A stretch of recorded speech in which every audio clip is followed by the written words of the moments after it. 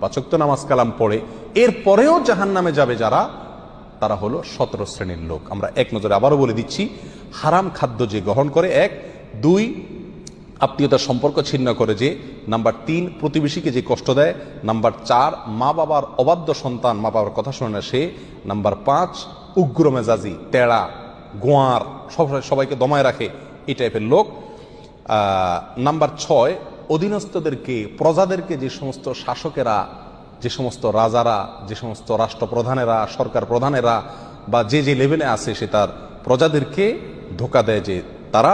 Number 7 অন্যের সম্পদকে অন্যায়ভাবে আত্মসাৎকারী ব্যক্তি। নাম্বার 8 উপকার করে কারোর খোঁটা দেয় যে ব্যক্তি, সে জান্নাতে যাবে না। নাম্বার 9 চগলখোর ব্যক্তি জান্নাতে যাবে না, মানুষের পিছনে কথা লাগায় বেড়ায় একজনের আরেকজনের কাছে।